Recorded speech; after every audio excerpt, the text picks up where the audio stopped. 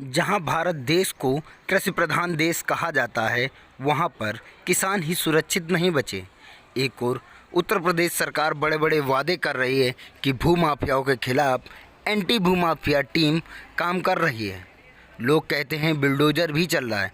वहीं कानपुर नगर के पहाड़पुर क्षेत्र में VACL नामक कंपनी किसानों की ज़मीन हड़पने में लगी हुई है और प्रशासन। सर, मेरा नाम कृपा शंकर शर्मा है।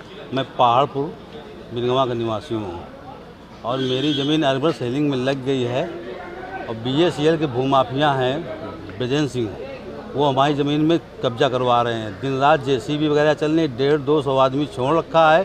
7-8 JCB दिन में चलती है, रात में चलती हैं, दिन में फिर चल रही हैं। और हम शिकायत लेके अब चौकी में गए, थाने में गए, कई बार जाते हैं, लेकिन हमेशा जो है पुलिस उनसे मिली हुई है और उठा के हमको ही उल्टा बंद कर देती है।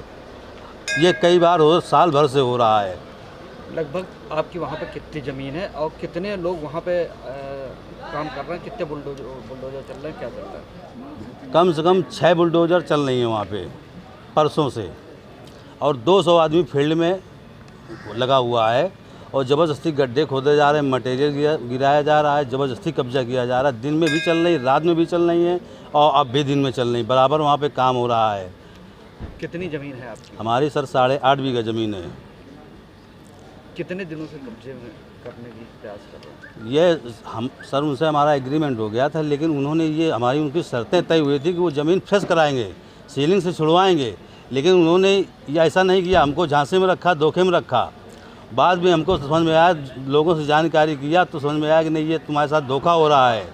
तब हमने जानकारी की, तो जानकारी करने पर पता लगा कि ये दूसरी अदर लैंड से जो उन्होंने खरीद रखी है वो फ्रेश ज़मीन है, उससे ये रजिस्ट्री करते हैं और प्लाट हमारे ज़मीन में बनवा रहे हैं। लगभग कितने लोग ज़मीन ऐसी फंसी है वहाँ पे?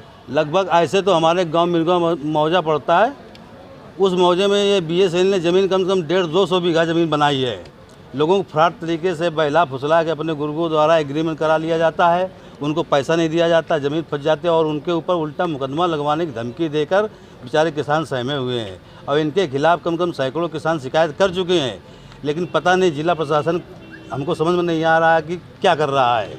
अगर आप यहाँ पे न्याय ना मिला तो क्या करेंगे? आज हम DM साहब के आए थे सब परिवार सहित। अगर हमने एप्लीकेशन दी है, अगर उसमें तुरंत काम रोका नहीं गया तो हम सारे परिवार पीड़ित हैं, दुखी हैं। और अगर हमारे साथ न्याय नहीं हुआ और ज़मीन में काम रोका नहीं गया तो सारे परिवार हम आत्महत्या कर लेंगे।